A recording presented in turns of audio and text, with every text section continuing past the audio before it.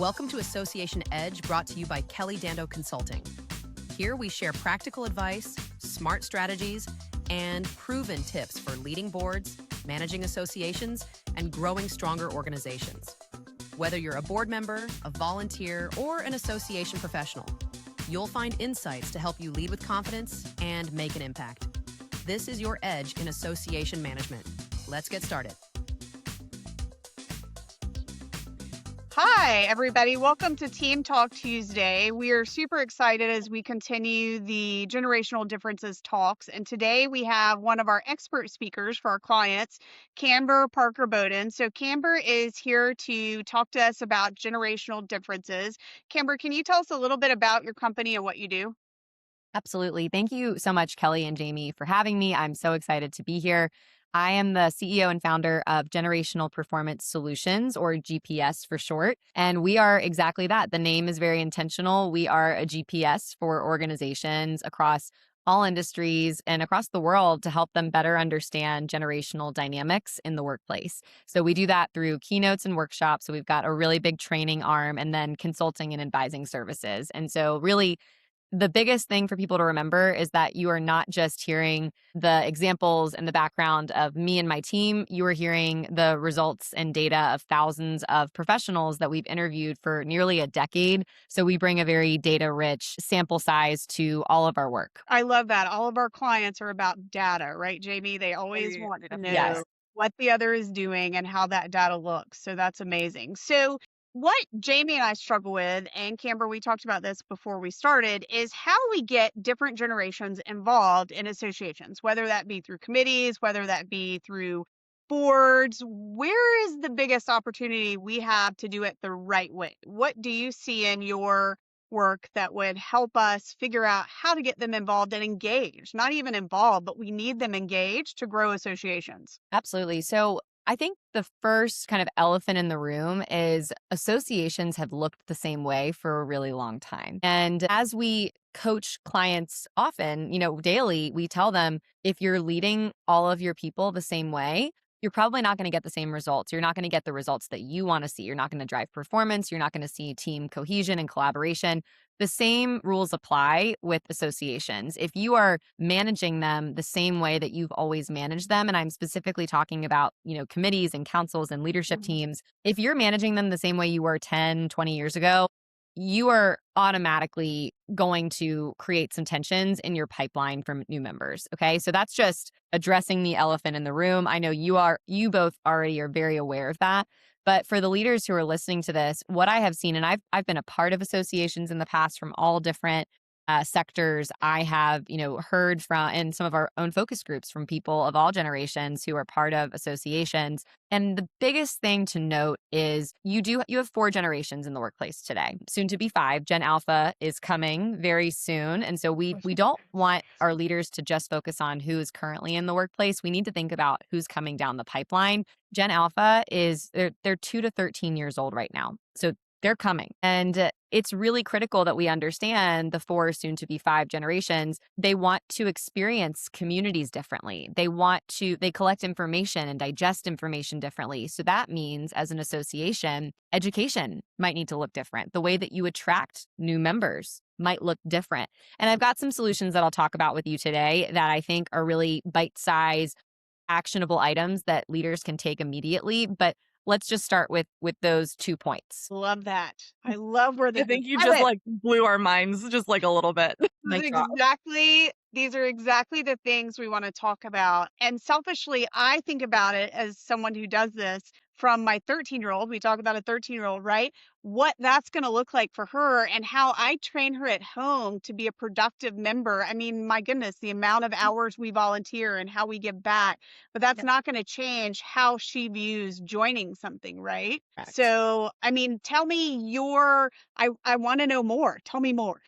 Yes. So, well, I'll make one more comment about Gen Alpha because this I shared this at one of my recent CFMA engagements, actually, in the construction space, where I shared, hey, listen, Gen Alpha will never know a world without generative AI, right? And this really resonated with this group. And I said, if you're struggling to understand Gen Z, we have another thing coming, right? So I just want to give that little nugget of information because it sometimes shifts people's perspectives. They're like, oh yeah, we really need to understand these people and these future workers. But going back to what you asked, right? Like what you want to know more, you want to understand more. So I'll give you a couple of thoughts that I think are really important to this discussion. The first is we need to stop looking and clumping different generations together. So I know I'm a generational expert. I typically come to people and say, you don't have a generations problem, you have a communication and expectation problem. I'm going to add a third problem to the mix. You have a misunderstanding of life stages problem. And what I mean by that is most groups, and I'm talking about associations and also just any company today, they have mentor programs where they, classify young or emerging professionals as 21 to 39. That is a big chunk of people. And we Yeah. have to stop clumping them together. I've actually recommended to a lot of organizations all over the world at this point over the last few months, as I've started to see these shifts take place, I've recommended start having two different paths. One, if you're in your 20s or what I like to call your launch phase of your career, and one for the builders, right? The millennials who are 30 to 45 years old who are still classified in that emerging professionals track. They're really different than the 21-year-old or the 22-year-old who's coming into the workplace. So their experiences are so different. You have people, we talk about why some emerging leaders are not jumping to get involved in your associations. Speaking to those on the call, they're not getting involved because there's something about your organization that is not worth their time. So what we're seeing right now is regardless of age, people want community. So you have to create a very highly curated community that people feel is worth it, worth their money, but more importantly, worth their time. Because what I am finding across all industries right now, people are scared. What are they scared about? What's the one thing that's on people's minds? It's technology, it's AI. Am I going to have a job in 5 years? Yeah. And so your younger workers, your younger members are really terrified. They can adapt well to technology, but they're scared of what the next 5 years holds. They're like, am I going to have a job in a few years? Am I going to get displaced? And so membership organizations really need, and I think have the privilege and the opportunity to create really strong curated communities. And so I'll stop there. I've got a lot of other thoughts, but I think we have to stop clumping these groups together and create more of a customized approach. And it doesn't have to be customized every time. It's just stop creating these programs for 20 years of Yeah. people that are in totally different life stages.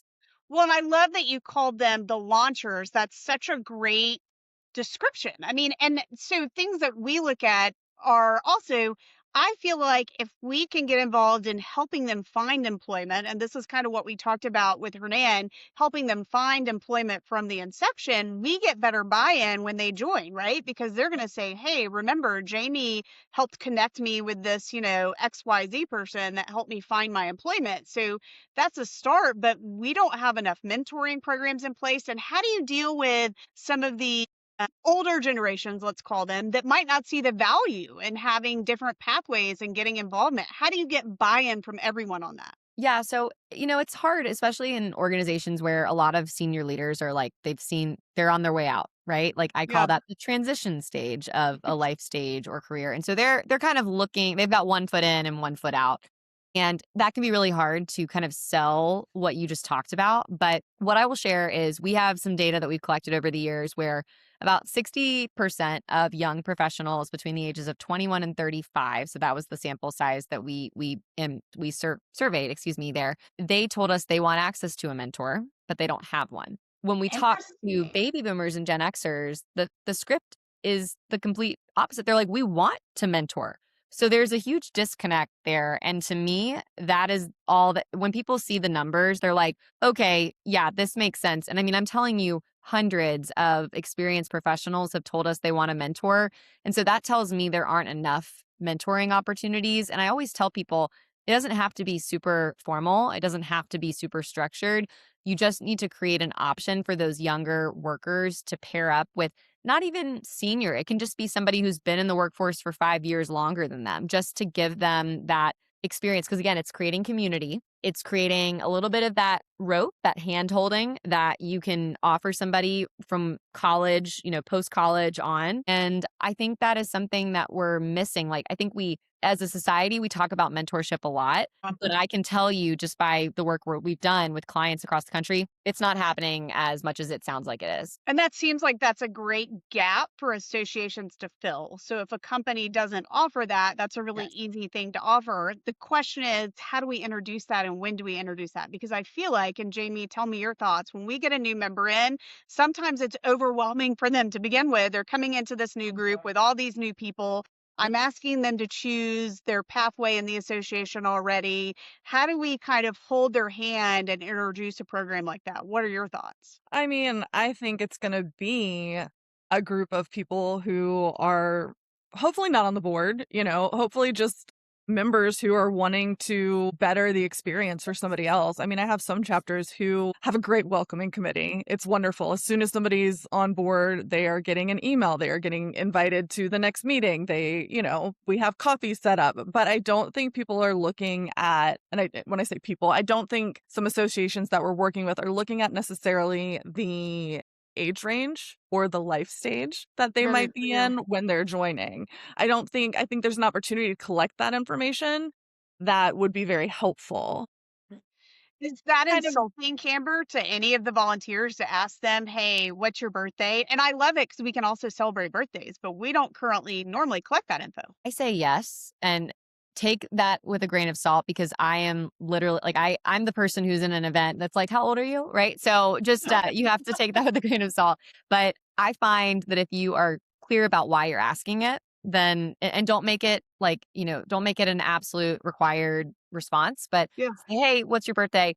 We'd like to have this information so we can send you, notes on your birthday or, describe what you'll use it for. And I think most of the time, if you're just honest and you immediately are upfront about it, it's not a problem.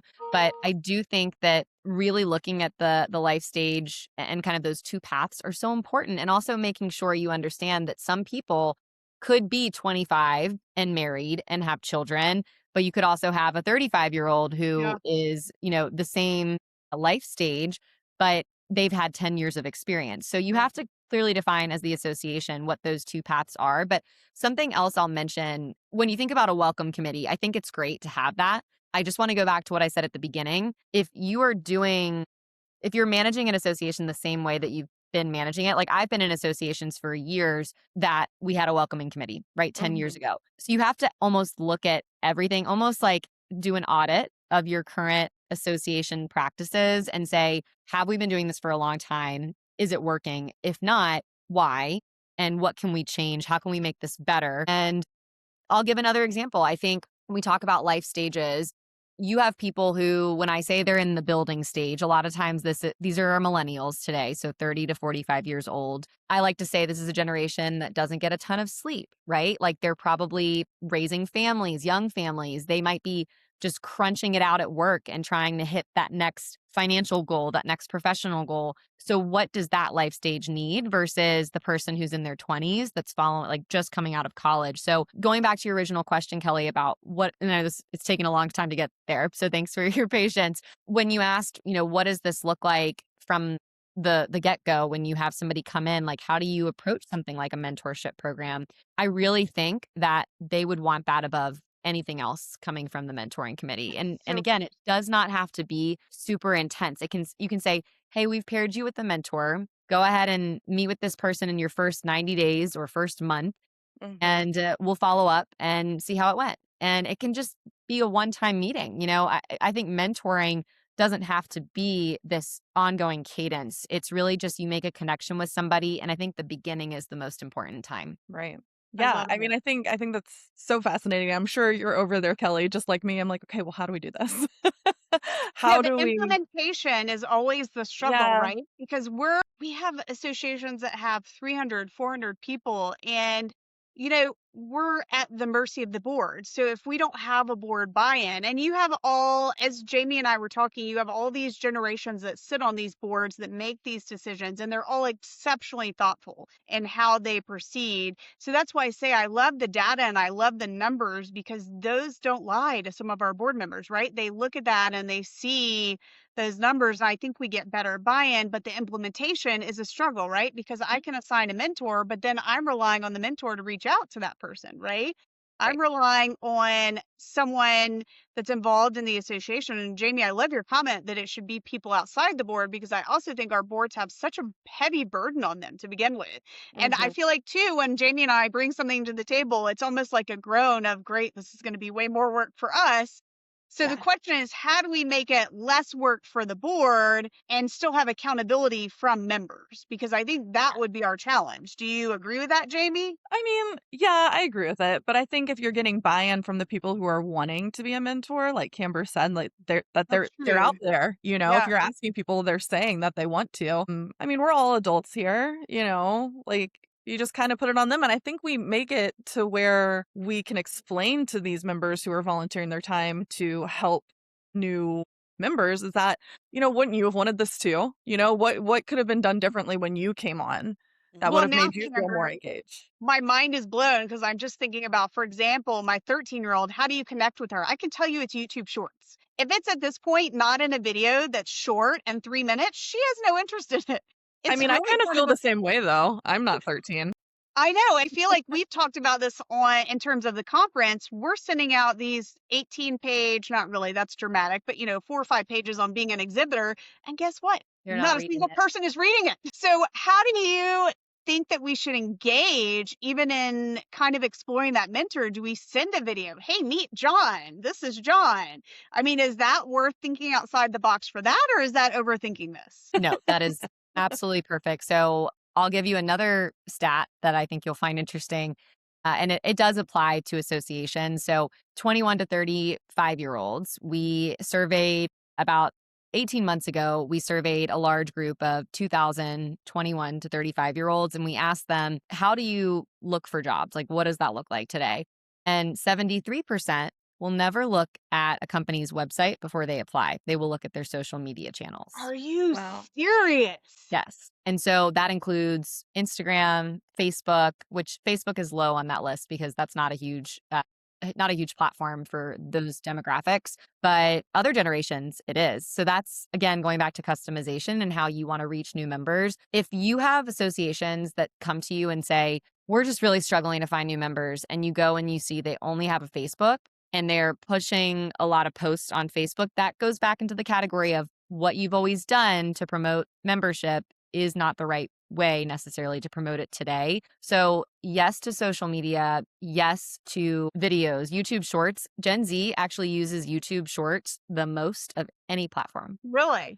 Yes, like Well, and 87% was the most recent stat that YouTube published about Gen Z. And I don't even know the stat for Gen Alpha, but I do know that it's a universal and just generational tool that people love to look at. But you have to think about it that way. So I think a personal video from a mentor is great.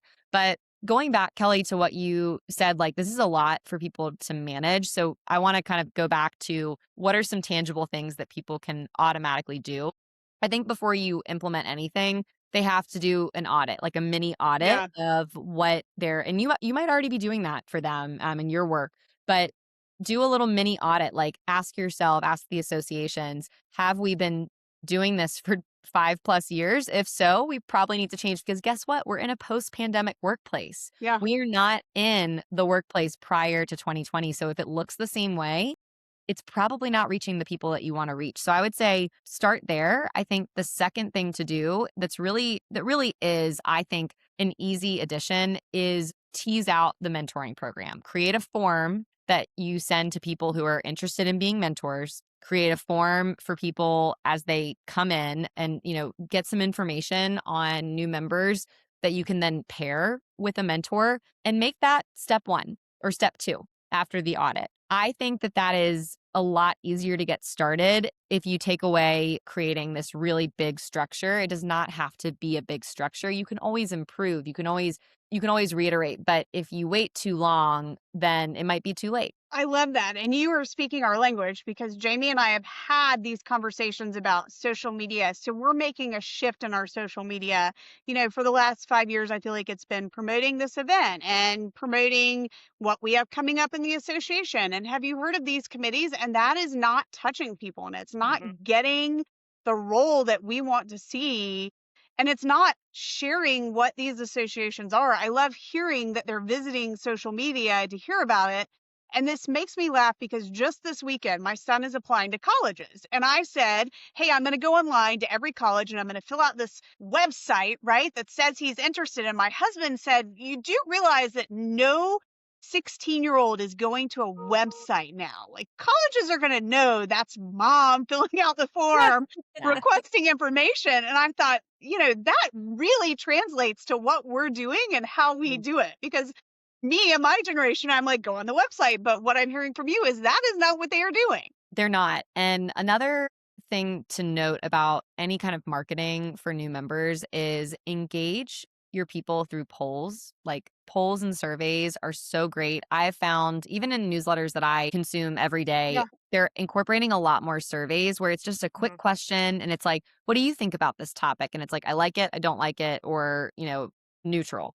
And that is a type of community additive, right? Like you're creating a place where people can share voices. So it's rethinking how you currently market to your members and Yeah. new members. And so there's so many little tangible things that people who are listening to this can do. And I know it sounds like a lot, but if you do the audit first, you might find that you can actually remove some practices and then supplement them with newer ways. But above all, it doesn't matter what generation you're in. People want community now because technology is creating increasingly more ways to not be connected with people and to not use our brains for social connection, that I think associations are the perfect place to create really strong communities. And that to me is a huge advantage.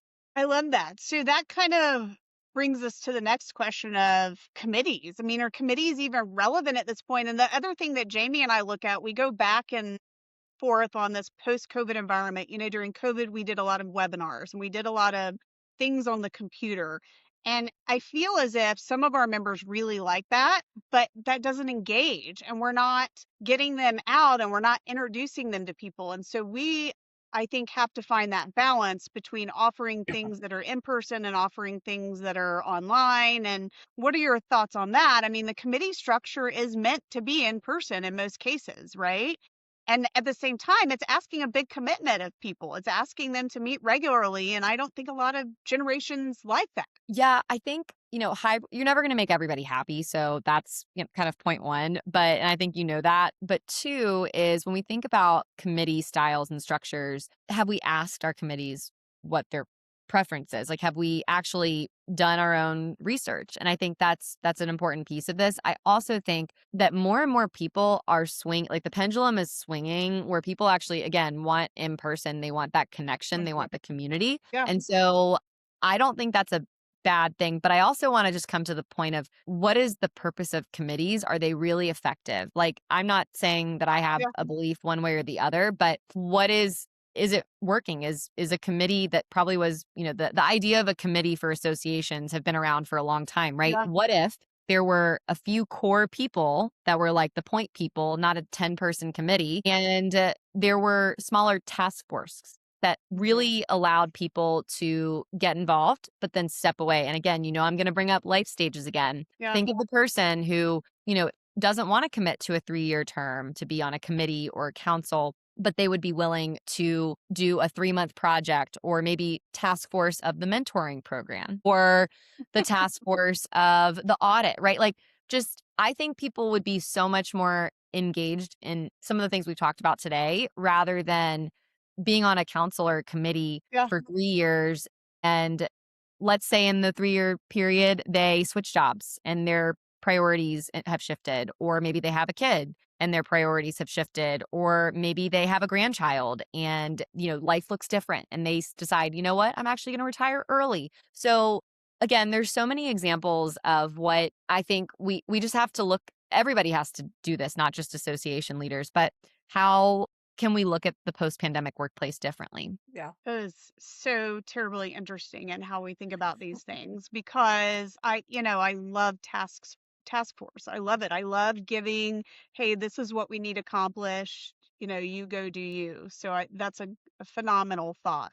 I think too, Kelly, it goes back to several conversations that we've had about issues finding future leadership. Like it's the same people doing Yeah. the same roles over and over and over again.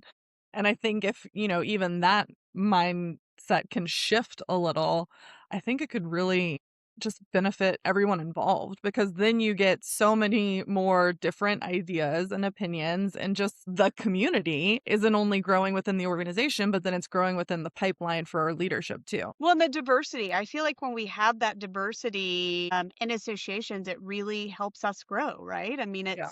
it's a win-win for everybody. So I know, Camber, that we are pressed with time, and thank you so much for giving us your feedback. And I love your action items. Do you have any final takeaways we can give to people listening and watching this as to how to make sure they're really getting a robust group of volunteers in their association? Yeah. So I'll reiterate a couple of action items really quickly. I think we have to avoid grouping people who are from multiple life stages. I think that was brought up a lot, but I just want to kind of bring it home. Yeah, We have to create more highly curated communities for people, especially in the age of technology that we live in today. People are going to be craving that, and the first place they can go that they already are part of or they know about are associations. So there's a huge advantage there, and we really have to labeling generations. So if you noticed, I spent a lot more time talking about life stages rather than generations today, and I know that's a funny thing because I coined myself as the generational expert, but not once did I mention differences. I've spent way more time talking about here are some of these data points that are really yeah. valuable for leaders to understand because the data doesn't lie, the numbers do not lie.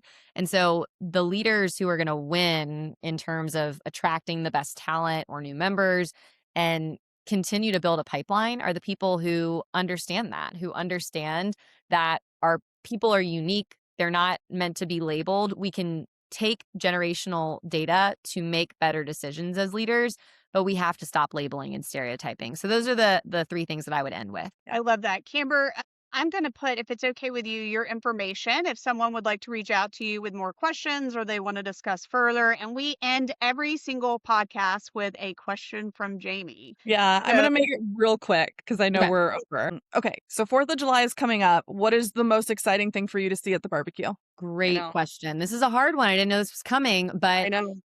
I just love mac and cheese at a Same. barbecue. Love it. Any kind of mac and cheese. I don't discriminate. And potato salad, Jamie, your mac and cheese. I mean, I do like mac and cheese, and I'm trying real hard to quit a hot dog, but I love a grilled hot dog. Like if it's Yeah, like I'm a with you. tiny bit burnt, you put the mac and cheese on top of the hot dog with the ketchup and some pickles. I'm just Ooh.